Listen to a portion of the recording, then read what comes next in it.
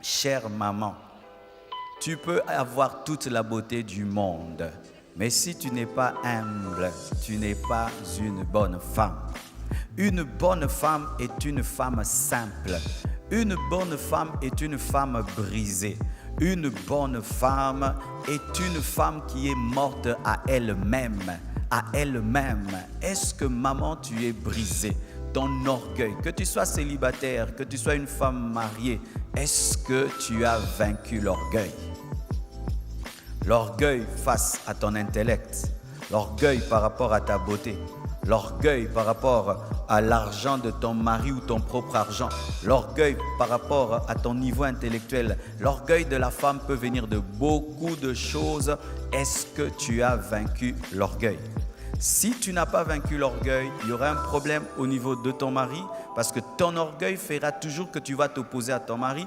Et si tu es célibataire, ton orgueil fera que tu t'opposes toujours à ton fiancé. Et il y a des sœurs qui ne se marient pas parce qu'elles sont orgueilleuses, c'est tout.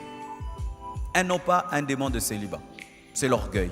Tu es orgueilleuse, tu peux avoir un problème avec ton fiancé, jamais tu ne peux demander pardon. Tu peux avoir un problème avec ton fiancé, jamais tu ne peux t'humilier. Tu peux avoir un problème avec ton fiancé, jamais tu ne feras le premier pas. Et comme ça, les années passent, 30 ans, 35 ans, 40 ans, tu ne te maries pas. Tu chasses les démons de gauche et à droite alors qu'il n'y a pas un problème démoniaque. Tu as un problème de caractère, tu es orgueilleuse.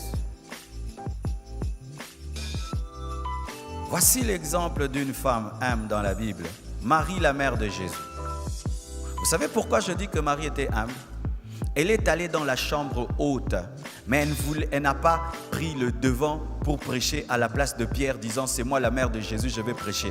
Elle était dans la chambre haute, mais n'était pas chef dans la chambre haute, alors que Jésus était son fils. Elle pouvait dire « je suis la mieux placée pour prêcher le jour de la Pentecôte ». Non, elle se fait petite, elle ne dérange pas Pierre, elle ne dérange pas les apôtres, et on ne sent même pas Marie déranger l'église primitive.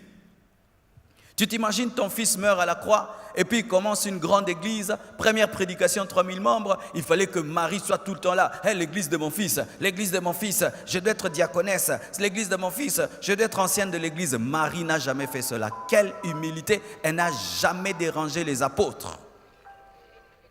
Et j'aime, bien-aimés frères et sœurs, cela. Est-ce que tu as la capacité de te faire petite des fois? Tu as la capacité de diminuer des fois? Alors que tu as la connaissance, tu as l'intelligence, tu as l'argent, tu as tout, mais tu t'humilies. Une bonne femme est humble. Une bonne femme est brisée, taillée, façonnée par la croix de Jésus-Christ. Tant que tu es vivante par rapport à toi-même, tu ne seras jamais une bonne femme. Et surtout dans le mariage, ce qu'un homme cherche, c'est une femme humble. Une femme humble garde son mari. Une femme orgueilleuse va le perdre parce que pendant que tu manifestes de l'orgueil face à ton mari, il rencontrera une femme qui manifeste l'humilité et il risque d'être attiré par elle. L'humilité. Ton mari parle, tu te tais. Alors que tu as des arguments, tu le laisses terminer et puis tu parleras. Tu ne lui coupes pas.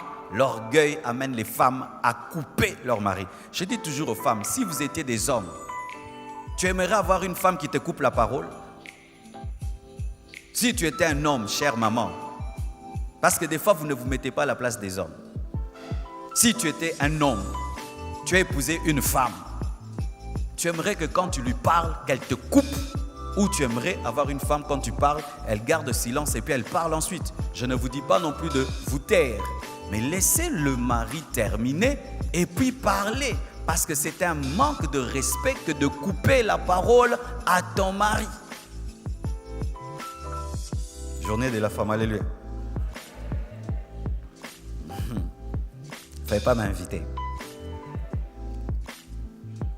Troisièmement, c'est une travailleuse.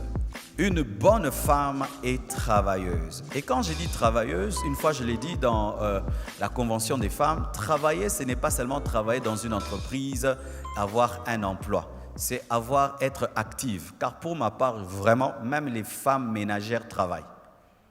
Ah, je vous assure, s'il fallait donner un salaire à une femme ménagère, elle gagnerait beaucoup. Parce que quand tu prends une bonne, mettons que tu la payes $250. parce que seulement elle lave les enfants, elle les nourrit. Mais ta femme fait plus que cela. Elle lave, elle les nourrit, elle les éduque. Ton cuisinier, tu lui payes $150, mais ta femme prépare aussi. Ton jardinier, tu lui payes $150, mais ta femme aussi des fois fait le jardin. Celui qui te donne des conseils, tu peux lui donner même $500 par mois. Ta femme aussi te donne les conseils. Donc une femme, même si elle ne va pas au travail, elle travaille à la maison. Mais vous êtes souvent impayés. Alléluia. Alors maman, ne dis jamais que tu ne travailles pas. Maman, tu fais quoi dans la vie? Moi, je ne travaille pas. Oh, prendre soin des enfants. Ah, quel travail. Gérer une maison, gérer un mari qui se réveille le matin. Où est mon pantalon? Où est ma veste? Mon café, mon thé, tous les... Ah non, c'est grave, c'est grave. Alléluia. Une bonne femme est active. Une bonne femme n'est pas amoureuse de la télévision et de la télécommande. Tu as ton divan connu dans la maison. Les divans des mamans. Il y a les divans des papas. On peut comprendre un peu le divan des papas. Mais le divan des mamans et la télécommande des mamans, quand seulement tu t'assieds là, tout c'est là. Les beignets là, bouillis là, l'été là, les foufous là, la chikwang là. Quand tu t'assieds là, c'est la tour de contrôle. Et vous aimez vous placer dans un coin de la maison où vous surveillez les allers-retours. Comme ça, quiconque passe au Tindier. Je connais une femme comme ça. Donc, quand elle s'assied à la tour de contrôle, il faut éviter qu'elle te voie. Soit Monio Kabotine, hey, Yakawa, Yelanga, Memelanga. Une femme n'aime pas la télé. Une femme n'est pas attachée aux séries télévisées. Des enfants attachés aux séries télévisées, toi aussi. Et vous, mes sœurs qui êtes célibataires, quand déjà tu prends l'habitude à la maison, tu ne travailles pas. Tu es madame télévision. Quand tu te marieras, tu auras de sérieux problèmes. Beaucoup de sœurs se marient. Il suffit seulement qu'elles torchonnent. Rien que cette partie-ci, Amélie Pema. Nase musala mingi, usali nini? Na torchonné, oyo nyonso. Même si vous avez des domestiques, chères sœurs, repasse tes habits, lave tes habits. Même si vous avez des domestiques, va à la cuisine, va travailler. Arrange ta chambre, classe tes habits, balaye ta chambre. Même si vous avez des domestiques, faites-le. Pourquoi? Quand tu vas te marier, tu auras un problème cardiaque. Pourquoi? Parce que tu es tellement paresseuse qu'un petit travail te fatiguera. Et qui te dit que ton mari aura déjà le moyen de te payer un domestique? L'habit que tu as porté, ma soeur, tu l'as repassé toi-même. C'est votre domestique qui l'a repassé. Hein? Votre chambre maintenant, si nous devons vous accompagner maintenant dans la chambre, qui peut nous amener dans sa chambre? Maintenant. On peut aller. Hein? Qu'est-ce qu'il y a sous ton lit? Sous le lit, c'est devenu une armoire avec des toiles d'araignée. Tu n'arranges que là où les gens passent. Là où on ne passe pas, tu n'arranges pas. Tu arranges ta maison après 3 mois. Donc tu as 3 mois de désordre, 1 jour de propriété. Une femme est travailleuse. Quand elle gagne l'argent, elle pense comment investir. Elle ne pense pas aux bijoux. Amen. Hein? Une femme chrétienne, quand elle a l'argent, elle dit comment je vais investir, comment je vais multiplier. Elle ne pense pas d'abord aux habits, elle ne pense pas d'abord aux bijoux. Elle pense à investir et à multiplier. Quel projet tu as, chère femme? Est-ce que tu rapportes même l'argent à la maison ou tu as le projet de le faire? Car sachez, comme je le dis toujours, si pendant la vie de ton mari, tu n'apprends pas à te battre pour gagner l'argent, le jour qu'il mourra, on t'appellera pauvre veuve. Mais si pendant qu'il est vivant, tu sais chercher l'argent, tu sais gagner l'argent, tu sais investir, quand il mourra, on t'appellera riche veuve. Quittez celle-ci. Beaucoup de femmes africaines attendent le mariage comme étant un salut financier. Pourquoi tu ne te bats pas dans la vie? J'attends qu'on m'épouse. Pourquoi tu ne cherches pas le travail? J'attends qu'on m'épouse. Pourquoi tu ne fais rien dans la vie? J'attends qu'on m'épouse. J'attends que Dieu me donne un mari riche. L'homme a un cerveau, tu as aussi un cerveau. L'homme a des mains, tu as aussi des mains. Et voici une femme travailleuse dans la Bible, Ruth. Nous aimons beaucoup parler de Ruth. Oh, Ruth a eu Boaz, Boaz a eu David, Boaz ceci. Mais sachez, Ruth a eu le mariage comment? C'est parce qu'elle était allée glaner dans le champ de Boaz. Ruth, c'est l'exemple d'une jeune fille qui va travailler à Vodacom et le patron de Vodacom l'épouse. C'est comme ça que Ruth s'est mariée. Elle est allée travailler à Vodacom et là, elle a accepté même de balayer Vodacom et le chef l'a vue et l'a épousée. Le mariage ne vient pas qu'en priant, en jeûnant, venant à l'église. Tu peux avoir le mariage en investissant. Tu fais les affaires et tu rencontres un homme d'affaires. Tu bosses et tu rencontres un autre qui bosse. Elle est allée dans le champ et elle a rencontré un autre homme qui aime les champs. Celui qui travaille rencontre la bénédiction. Je vous assure, il n'y a pas un grand malheur dans la vie d'un homme que d'avoir une femme paresseuse. D'avoir une femme paresseuse. Et la paresse s'accompagne toujours de la saleté, s'accompagne toujours du désordre et s'accompagne toujours du gaspillage. Une femme qui travaille apprend à respecter la valeur de l'argent. Ma soeur, avec l'argent que tu gagnes, tu ne penses même pas acheter une parcelle et construire. Tu as même la paresse de construire ta propre maison. Tu es étudiante, tu ne te donnes pas étudier avec sérieux parce que tu es une femme. Pourquoi je vais me donner à distinguer? Moi, je ne veux pas être professeur. Pourquoi tu ne peux pas être professeur, ma soeur? Pourquoi tu ne peux pas aussi distinguer comme les autres? Non, un homme va m'épouser. Voici, si tu es une femme bagarreuse, quand tu auras des enfants, tu auras des filles qui savent se battre dans la vie parce qu'elles vont te prendre en modèle.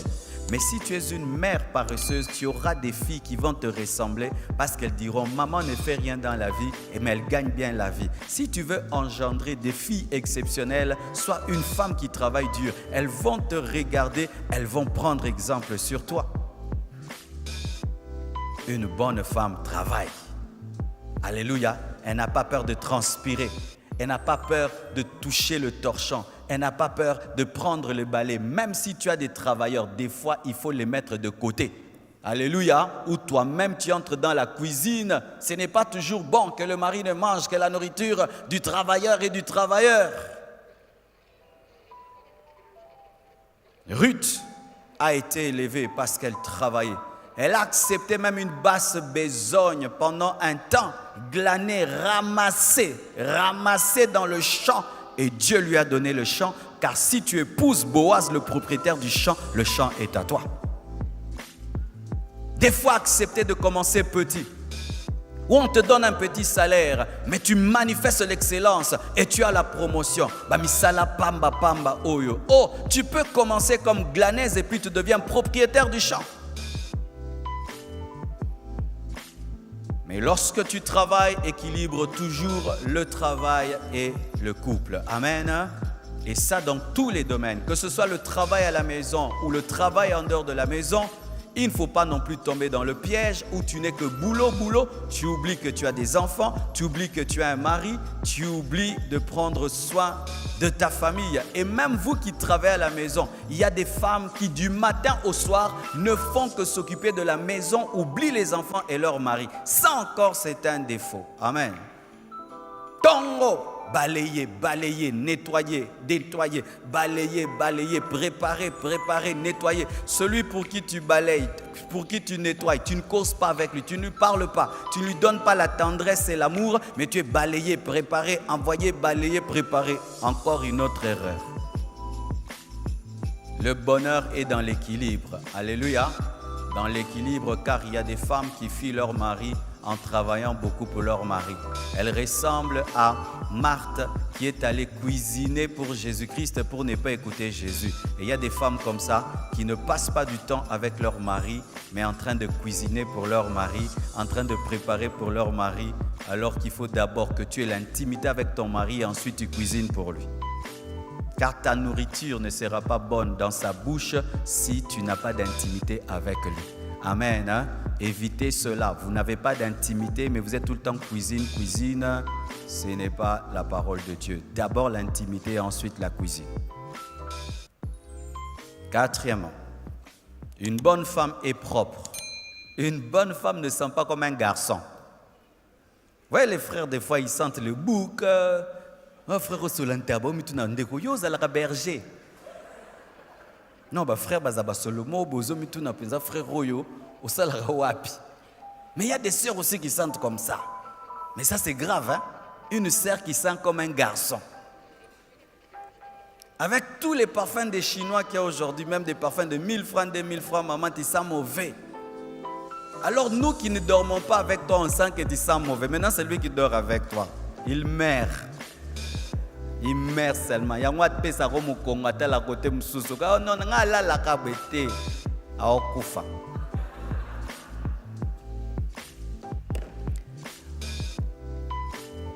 À cause du fait qu'anatomiquement, Dieu vous a créé différentes de nous, vous devez être très propre.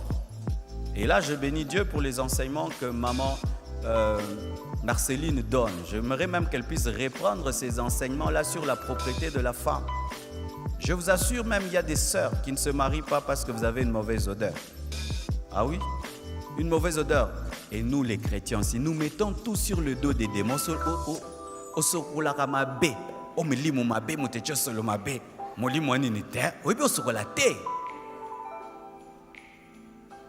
Nos mamans avaient des mamans qui les apprenaient à se laver. Les mamans d'aujourd'hui ont honte d'apprendre à leurs filles à se laver. Et il y a des filles qui se lavent comme des garçons. Qui se lavent vraiment comme un garçon.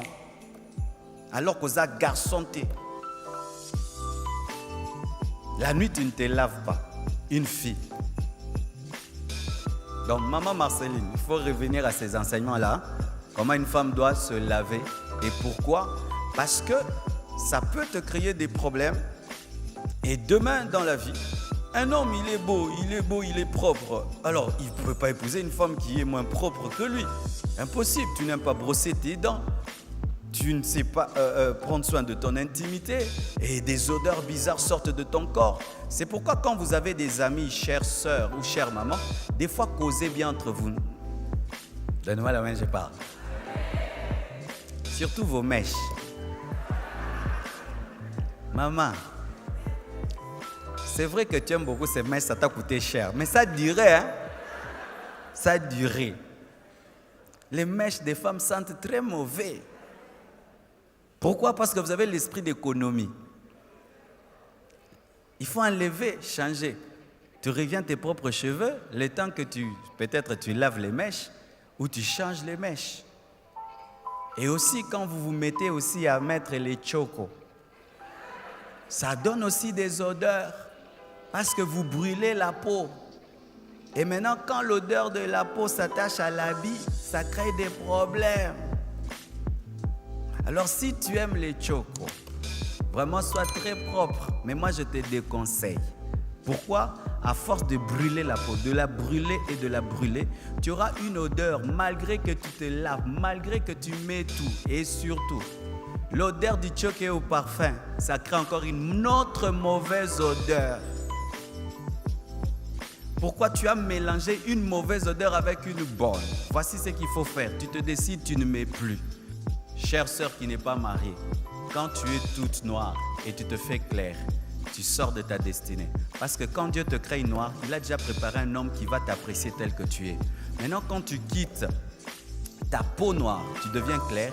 Il y a un homme qui va t'épouser parce que tu es clair, mais il n'est pas l'homme de ta vie parce que Dieu t'avait préparé pour quelqu'un qui va t'apprécier en tant que noir.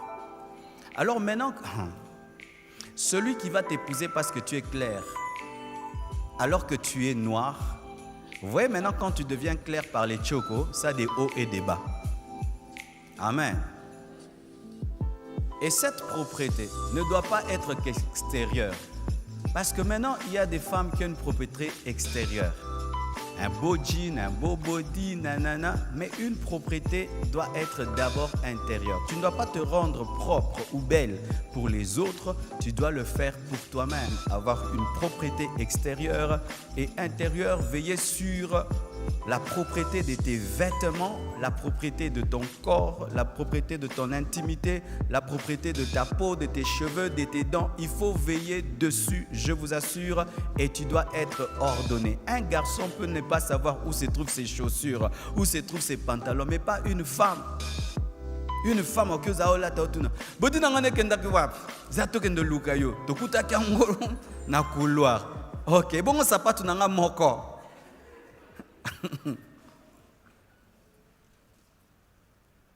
Une femme doit être ordonnée, avoir l'esprit des détails, perfectionniste. Je vois déjà ma petite fille Choukrani, comment elle est ordonnée. Personne ne lui a appris cela. Elle-même décide dans sa chambre, tout est à sa place. Si tu mets les désordres, elle peut pleurer. Elle peut pleurer. Quand on repasse ses habits, elle interdit qu'on mette ses habits dans la garde-robe. Mettez ses habits sur le lit, elle-même va les classer. On dit, pourquoi tu veux toi-même classer? Pour les retrouver facilement. À cet âge-là, d'ailleurs, chère maman, Bilambam Subokaba, ces habits-là que vous gardez, que vous ne portez pas, que vous regardez sans porter, offrez-les. Ça crée du désordre dans votre maison. Amassant des chaussures, amassant des pagnes, amassant des choses que tu ne porteras jamais. Mais c'est là, ça remplit ta garde-robe pour rien. Ça crée un désordre. Prenez le temps d'enlever et d'offrir. Car amasser amène toujours un problème d'ordre. Quel exemple nous avons? Esther encore. Esther a été choisie parce qu'elle avait Dieu. Mais voyez la préparation d'Esther pour devenir reine. La Bible nous dit, elle se parfumait d'aromates, elle se lavait dans l'huile, elle se lavait dans le lait, elle se faisait belle et propre, malgré qu'elle avait une grande destinée, malgré que c'était une femme d'onction, malgré que c'était une femme puissante. Esther se parfumait, Esther se oignait d'huile. J'aimerais parler aux sœurs qui sont très très spirituelles. La spiritualité ne doit pas faire de toi un garçon. Amen, hein? Car nous remarquons que les femmes, plus elles deviennent spirituelles, elles ont l'onction, elles ont l'autorité spirituelle, elles veulent devenir des hommes. Non, Esther avait la grâce de Dieu, elle avait la puissance de Dieu sur sa vie, mais Esther prenait soin d'elle, elle était propre. Je vous assure, si même Esther avait une grande destinée et que se présentant devant le roi, elle était sale, elle sentait mauvais, il n'allait pas l'épouser. Cinquièmement, une bonne femme est calme. Une bonne femme a la maîtrise de soi. Une bonne femme est douce. Une bonne femme est patiente. Une bonne femme a un ton de voix qui calme. Une bonne femme est disciplinée. La Bible nous dit que lorsque Anne la prophétesse avait perdu son mari, elle avait décidé de servir Dieu dans le jeûne et la prière. C'était vraiment une vie de discipline. Et Anne est un exemple de maîtrise de soi. Le Seigneur lui avait demandé, après son mariage, de se consacrer à lui. Et jusqu'à sa mort, cette femme s'est consacrée au jeûne et à la prière. Une femme qui ne se maîtrise pas, qui ne maîtrise pas son corps, qui ne maîtrise pas ses pulsions sexuelles, qui ne maîtrise pas sa langue, qui ne maîtrise pas sa colère, est une mauvaise femme. Quand tu es en colère, tu te comportes comment? Quand ton corps te dérange et tu brûles et que tu traverses une période d'ovulation, comment tu te comportes? Il y a des sœurs en Christ, quand elles passent par l'ovulation, elles deviennent païennes.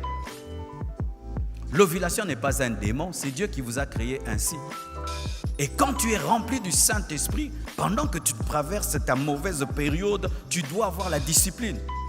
Il y a des sœurs qui sont consacrées en fonction de leurs hormones. Quand les hormones dérangent, elle devient impudique. Quand les hormones se calment, elle a la crainte de Dieu. Ta crainte de Dieu n'est pas par le Saint-Esprit. Ça dépend de ton corps. Alléluia. Une bonne femme a la discipline. Car mes frères et sœurs, imaginez un grand homme qui épouse une femme qui n'a pas la discipline de son corps. Et un jour, tu entends, elle est tombée avec le jardinier, elle est tombée avec le chauffeur. Quelle honte! Quelle honte! Toutes ces femmes que vous entendez, qui commettent des scandales, manquent la discipline. Anne était disciplinée, consacrée à Dieu, dans le jeûne et dans la prière, jusqu'à sa vieillesse. Une femme n'est pas agitée. Agitée comme un enfant, tu es turbulente comme un garçon. agitée comme un garçon. C'est pourquoi le port des pantalons des femmes, des fois, les fait oublier qu'elles sont des femmes. Elle est calme, elle a la maîtrise de soi, la douceur. Une bonne femme est douce. Je remarque des fois que lorsque nous n'arrivons pas vers le caractère du Saint-Esprit, nous présentons souvent une raison. Moi, je suis comme ça, c'est ma manière d'être. Non, quand le Saint-Esprit vient dans ta vie, il te transforme. Quand Jésus vient dans ta vie, il te transforme. Si tu étais une femme qui parlait bizarrement, qui parlait durement, qui réagissait brusquement, le Saint-Esprit dans ta vie te donne la douceur, te remplit de patience et te donne un ton de voix calme. J'ai parlé du ton de la voix mercredi. Le ton de la voix est très important dans le mariage parce que ça détermine même la réponse de ton mari. Ma chérie, mais d'habitude tu rentres à 20h. Aujourd'hui, pourquoi tu rentres à 0h? Qu'est-ce qui s'est passé à l'église? Ah, on a eu un cas de délivrance, vraiment on n'a pas pu finir et tout le reste. Excuse-moi, j'ai tenté d'ailleurs de t'appeler, ton téléphone était fermé, ça se passe bien. Le ton de la voix a déterminé ma réponse. Tu sais pourquoi ton mari te répond bizarrement? C'est parce que tu poses les questions bizarrement. Tu lui poses des questions comme si c'était ton petit frère qui est rentré en retard. Si tu as un ton de voix rempli de douceur, ton mari te répondra avec douceur. Même vos enfants, si tu veux que tes enfants te disent tout ce qu'ils ressentent, le ton de la voix compte. Comment tu as eu 0/10? Je vous avais demandé de me donner un professeur à la maison, vous ne l'avez pas fait. Oh, au fait, comment tu es encore 0? Qu'est-ce qui se passe? Au fait, ces derniers temps, j'étais distrait, mais je vous promets de faire mieux. Le ton de la voix détermine la réponse. Et la maîtrise de soi se révèle dans le ton de la voix. Lorsque tu sens la colère, ton mari fait quelque chose, les enfants. La femme qui a la maîtrise de soi, malgré qu'elle ressent la colère, quand la parole va sortir dans la bouche, ce sera une parole douce. Mais celle qui n'a pas la maîtrise de soi, ce qu'elle ressent, c'est ce qu'elle dit. Tu ne peux pas toujours, ce que tu ressens, tu le dis. Ce que tu ressens, tu le dis. Donne-moi la main. Sixièmement, une bonne femme est sensible, sensible aux besoins des autres. Une bonne femme est compatissante. Une femme n'est pas dure. Une bonne femme, quand quelqu'un souffre, elle souffre avec. Quand quelqu'un a faim, elle sent sa faim. Quand quelqu'un pleure, elle pleure avec. Une femme n'est pas insensible. Et voyez Tabitha Dorcas, elle était sensible aux besoins des pauvres, aux besoins des veuves, aux besoins des orphelins. Que fais-tu pour les veuves? Que fais-tu pour les orphelins? Dans ta maison, tu prends soin de qui? Ma sœur, même si tu n'es pas mariée, as-tu compassion des gens facilement? Te mets-tu facilement à la place des autres? Cela peut révéler aussi si tu seras une bonne mère. Une jeune fille célibataire remplie de compassion sera une bonne maman. Pourquoi? Tu te mettras à la place de tes enfants. Tu protégeras ton mari, tu protégeras tes enfants. Tu seras sensible à leurs problèmes, à leurs douleurs. Mais quand tu es une jeune célibataire, tu n'es touché que par tes propres problèmes, jamais par les problèmes des autres. Lorsque tu entreras dans le foyer, tu ne seras pas sensible aux besoins de ton mari, sensible aux besoins de tes enfants, car il est possible d'être une femme mariée, mais tu n'aimes pas tes enfants et tu n'aimes pas ton mari. Ah oui, ah oui. Il y a des femmes qui ne préparent que lorsqu'elle a faim. Le mari peut traverser des moments difficiles dans son travail. Elle ne s'en occupe même pas. Une femme est sensible, sensible aux besoins des autres. Et chère maman, écoutez un peu. C'est un homme qui vient vous parler. Nous les hommes, nous sommes très touchés lorsque tu travailles dur de voir ta femme qui comprend que tu travailles dur. Mais quand vous nous prenez des fois pour des distributeurs de billets, mais sans vous occuper de la souffrance et du travail que nous avons, ça nous fait très mal, très mal. Ça fait plaisir à un homme. Tu reviens du travail et tu as beaucoup travaillé et tu sens ta femme n'est pas s'occuper de ce que tu ramènes, mais s'occuper de ta personne et remarquer que tu es vraiment très fatigué ces derniers temps. Et nous aimons beaucoup le massage des pieds. Alléluia.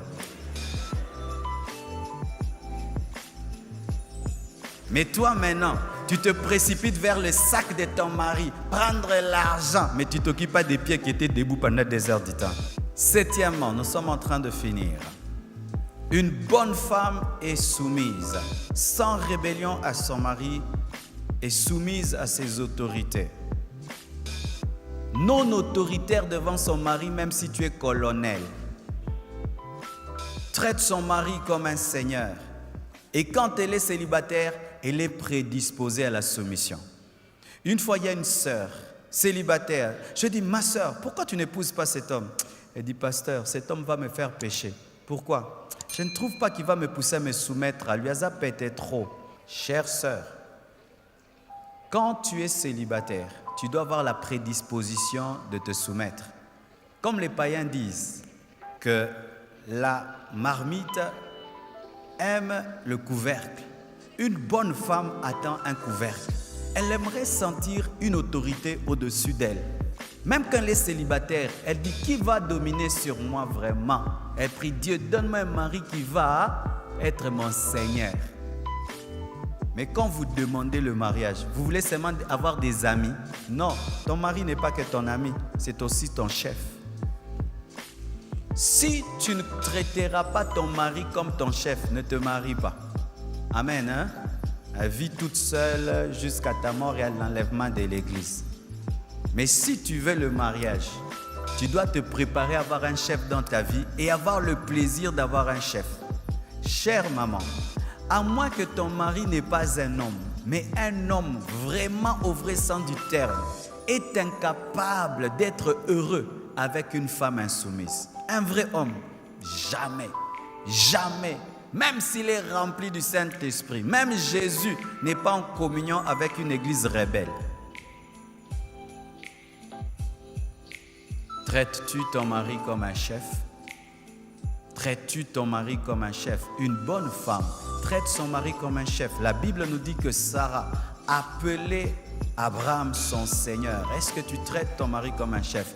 Et ne vous laissez pas influencer par le modernisme actuel, avec la culture actuelle où les Blancs sont en train d'influencer même les Africaines. C'est vrai, la femme n'est pas l'esclave de l'homme. L'homme doit aimer la femme, mais la femme aussi doit être soumise. Dieu a établi l'homme comme étant le leader du couple et vous devez l'accepter. L'un des problèmes que nous avons aujourd'hui dans les nouveaux mariages, les jeunes mariés d'aujourd'hui, les femmes n'arrivent plus à se soumettre. Une bonne femme est soumise à son mari. Le traite comme un chef, comme Sarah. Huitièmement, une bonne femme a l'esprit de prière. C'est une intercesseuse. C'est une femme de supplication. C'est une femme qui a la vie de prière. C'est une femme qui est toujours à la brèche. Quelle est ta vie de prière, maman? Quelle est ta vie de prière, ma sœur? Maman, avec tous les enfants que tu as, tu dors sans prier. Tu te réveilles sans prier. Tu passes toute une journée sans prier avec tous les combats qu'il y a dans les maisons. Si Dieu te révélait ce qui se passait dans ta maison, peut-être tu es un travailleur qui est sorcier, tu ne le sais pas. Peut-être que tu es un chauffeur sorcier, tu ne sais pas. Peut-être que ta sentinelle est sorcière, tu ne sais pas. Un homme était toujours fidèle à sa femme pendant des années. Et un jour, après des années, il est tombé dans l'infidélité. Lui qui revenait toujours à temps est revenu en retard. Vous savez ce qui est arrivé? Il rentre à la maison chez lui, il ne voit pas la maison. Il voit le numéro 10, le numéro 12, mais il ne voit pas le numéro 11. Il cherche sa maison jusqu'à 5 heures. Vers 6 heures, sa maison apparaît. Il va voir la sentinelle. Il dit, mais je ne comprends pas. Cette maison, toute la nuit, je l'ai cherchée, je ne l'ai pas vue. Mais comment je vois maintenant la maison à cette heure-ci? Il parle à la sentinelle durement. Et puis la sentinelle finit par avouer, dire, au fait, moi depuis toutes les années que j'ai travaillé dans cette maison, moi je vous protège toujours, jamais la maison Bandundu. Parce que vous êtes très attaqués, il y a des voleurs qui viennent et tout. Comme ça, quand ils vous cherchent, ils ne vous voient pas. Vous dormez au Bandundu et puis je vous ramène à Kinshasa.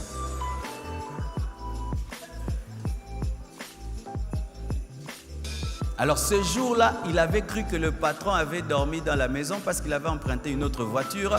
Il ne s'était pas comporté comme d'habitude, mais ce jour-là, le patron n'avait pas dormi dans la maison. Et maintenant, quand lui est venu, la maison était partie au Bandundu. Et elle était revenue à 6h du matin. Vous imaginez? Ils ne savaient pas depuis toujours qu'ils avaient une sentinelle sorcière. Une bonne femme prie. Prie pour son mari. Prie pour ses enfants, prie pour sa maison, prie pour la nourriture, prie et prie et prie et prie et prie et prie. Elle a un rendez-vous avec Dieu. Elle a même un endroit dans la maison où elle va chercher Dieu. Quelle est ta vie de prière, maman? Il y a des choses que tu ne combattras, que tu ne vaincras jamais dans l'intelligence. Jamais. Les démons, les puissances des ténèbres, un mauvais caractère d'un mari, tu vas le changer comment? En te fâchant? Si tu te fâches, il se fâche davantage. Ma mère a gagné mon père à genoux. Mon père pouvait sortir et il revient tard. Ma mère se lève, il la tape encore. Hein? Il a tort et puis il la tape. Et puis il repart encore 3 jours. Il revient encore, il tape. Ma mère a commencé à fréquenter les gens du full gospel. Elle a commencé à prier et Dieu a changé son mari. Tu vois le mauvais caractère de ton mari, il persiste parce que tu ne pries pas. Tu te chamailles, tu te chamailles, tu te chamailles, tu rends le mal pour le mal au lieu de prier, alors qu'il y a une puissance de ténèbres derrière votre couple qui veut le détruire, amener le divorce. Mais toi, une femme, tu ne pries pas, tu passes le temps devant la télé.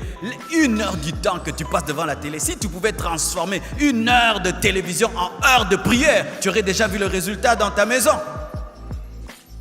Vous passez le temps devant Novelas, télévision, WhatsApp, Internet, mais peu de temps de prière et vous êtes étonné que la gloire de Dieu ne se manifeste pas dans vos vies. Ma soeur, une fille célibataire qui a déjà l'esprit de prière amènera cela dans sa maison. Oh, ma soeur, c'est maintenant que tu dois avoir la vie de prière. Amen. Hein? C'est maintenant que tu dois avoir la vie de prière. Lorsque tu es une femme de prière célibataire, tu seras une maman de prière. Sinon, Dieu va te donner la vie de prière par les problèmes dans les foyers. La Bible nous parle d'une femme de prière, Anne, la mère de Samuel. Quand elle a eu des problèmes dans son foyer et que les enfants ne venaient pas, elle a commencé à aller vers son mari, donne-moi les enfants et tout le reste. Après, elle a compris que ce n'est pas mon mari qui va me donner les enfants, ce n'est pas Elkana qui va me donner les enfants, c'est l'Éternel. Elle s'est tenue devant Dieu, elle a commencé à prier, et puis elle a fait un vœu à Dieu, si tu me donnes cet enfant, je te le donnerai. Et Dieu lui a donné un prophète. Elle avait atteint un niveau de prière qui dépassait même le sacrificateur, de sorte qu'il ne pouvait pas comprendre sa dimension spirituelle, pensant qu'elle était ivre alors que cette femme vibrait en esprit. Une bonne femme est une femme de prière. Et je vous assure, un homme, même si c'est un païen, s'il a une femme qui prie, il se sent en sécurité. Il y a des païens comme ça. Je connais un monsieur païen, il sait que Dieu parle à sa femme. Lui, chaque fois qu'il trompe sa femme voit. Partout, sa femme voit. Il dit, hey, cette femme m'attrape. Tu sais comment il fait? S'il veut que Dieu lui parle, quand sa femme dort, il dit, Seigneur, moi je sais que tu ne me parles pas, mais cette fille-là, tu lui parles. Et qu'est-ce qu'il fait? Il prie, et puis il touche sa femme. Dieu, montre-la. Et la femme rêve la nuit. Le matin, dit, chérie, j'ai vu, tu voulais faire telle affaire, mais Dieu ne voulait pas ça. Amen. S'il veut faire une affaire, chérie, mais prie pour cette affaire. Et puis elle prospère. Et si sa femme le maudit, il est maudit. Dit, arrête de me maudire, pardon.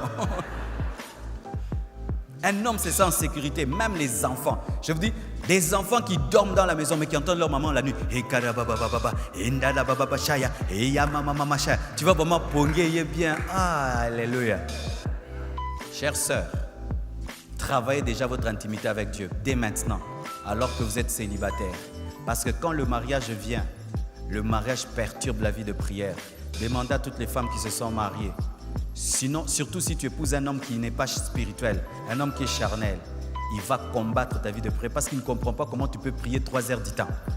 Profitez maintenant que vous avez la vie, vous êtes seul pour bâtir une vie avec Dieu. Amen. Pour terminer, 10e. 9e, ok. C'est une femme qui a la connaissance des Écritures. Une femme qui médite la Bible, qui est régulière aux enseignements à l'église, qui aime les enseignements, les explications. Vous voyez, pendant que j'enseigne comme ça, les bonnes femmes sont contentes. Bonnes femmes aiment la connaissance parce que la connaissance te permet de discerner les prophéties. Amen. C'est une femme qui a la connaissance des Écritures, qui médite la Bible, qui lit même des livres spirituels. C'est une gagneuse d'âme, une enseignante de la parole. Et je bénis Dieu pour le programme des femmes cette année. Nous allons faire la DNM des femmes. Nous voulons aussi découvrir des appels parmi les femmes. Et il y a une femme dans la Bible qui s'appelait Priscille. Priscille était une femme qui maîtrisait les Écritures, de sorte qu'elle était à côté de son mari Aquila. Elle a pu même corriger un grand apôtre de la parole qui n'enseignait pas la Bible avec exactitude.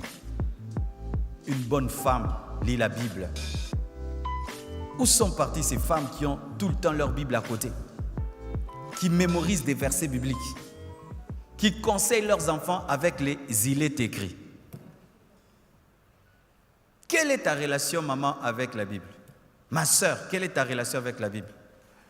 J'ai remarqué ceci. Si même tu n'es pas très intelligente, si même tu n'as pas une très grande sagesse, les femmes qui lisent beaucoup la Bible ont une grande sagesse. Pourquoi? Elles ont la connaissance de la Bible. Elles peuvent te dire, la Bible dit, la Bible dit. Est-ce que tu peux dire la Bible dit? Souvent, vous nous laissez à nous les hommes la Bible.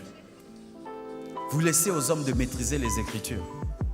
Quand ton mari est en train de lire un bon livre, demande-lui ce livre-là pour lire aussi. Sachez ceci dans le foyer. Quand tu laisses ton mari grandir spirituellement et toi tu ne grandis pas, vous allez être deux étrangers dans le même couple. Aimez la parole de Dieu. Enseignez la parole de Dieu. Prenez soin des nouveaux venus où tu enseignes la parole de Dieu. Si même vous ne croyez pas que la femme a un ministère de la parole, parce qu'il y a des femmes qui ne croient pas ça, ça c'est pas la Bible. Mais Dieu ne t'empêche pas de connaître la Bible pour aider les gens. Quelqu'un qui dévie dans la sainte doctrine, tu le ramènes dans la doctrine. Méditez la Bible, lisez la Bible. Vous allez acquérir la sagesse de Dieu et vous serez utile à Dieu comme Priscille l'était. Vous allez gagner les âmes, amener les âmes. Dans cette église, la personne qui gagne la plus les âmes, c'est une femme, ce n'est pas un homme. Dans cette église, le premier agent de croissance de cette église, ce n'est pas un frère, c'est une femme. Pour terminer, 10e, une bonne femme est une amie de Dieu. C'est une amie du Saint-Esprit. C'est une amie de Jésus. C'est une femme qui développe une intimité avec Jésus au point où tu penses qu'elle touche Jésus. Au point où tu penses que Jésus est devenu physique dans sa vie. Comme Marie de Magdala, qui est devenue l'amie de Jésus. Et je t'assure, si tu es marié, une femme qui développe une forte intimité avec Jésus, son mari la craint. La première beauté d'une femme n'est pas son maquillage, c'est l'onction du Saint-Esprit sur sa vie. La première chose que devez chercher le matin, ce n'est pas mettre le rouge à lèvres, c'est vous agenouiller, être des amis du Saint-Esprit. De sorte que tu puisses dire à ton mari, Jésus m'a dit, le Saint-Esprit m'a dit, ne fais pas ça. Alléluia. Une bonne femme est une femme prophétesse. Être prophétesse, ce n'est pas seulement le ministère, c'est-à-dire que tu as la capacité d'entendre Dieu. Où tu pries pour tes enfants, tu dis, je vois que tu es un mauvais ami, fais attention. Alléluia. Je vous assure, l'une des grandes bénédictions que j'ai dans ma vie, j'ai une femme qui a des révélations vraies. Elle peut te dire des choses, tu les fais, tu vois la main de Dieu. Alléluia. Marie de Magdala était une amie de Jésus. Et c'est à elle que Jésus a révélé qu'il précédait ses disciples en Galilée. Elle a pu leur donner le programme de Jésus. Une bonne femme est une adoratrice. Elle cuisine en chantant. Elle prépare en chantant. Elle s'habille en chantant. Elle amène tout le temps l'esprit d'adoration. Elle est dans sa voiture, la musique chrétienne, la musique chrétienne. Mais si ma sœur, yo lela bawana. Tu es une sœur en Christ, mais tu écoutes la musique mondaine. Tu te maries, c'est toi qui apprendras à tes enfants les pas des danses du monde. Une bonne femme est une adoratrice. Et une adoratrice répand tellement de joie dans la maison. Et même quand vous traversez des moments difficiles, l'esprit d'adoration qu'elle a fait que tu ne sens pas que vous passez par des moments difficiles. L'homme rentre vite à la maison quand il sait qu'il va trouver une femme heureuse. Là, il rentre vite et qui m'a embouteillage. Mais quand il sait qu'il a laissé une femme en colère et il va trouver une femme en hyper colère. Chers célibataires, je vous donne un petit conseil. Si vous n'avez pas trouvé un bon mari, ne vous mariez pas. Parce que dans le mariage, soit c'est le ciel, soit c'est l'enfer. Que Dieu vous bénisse abondamment.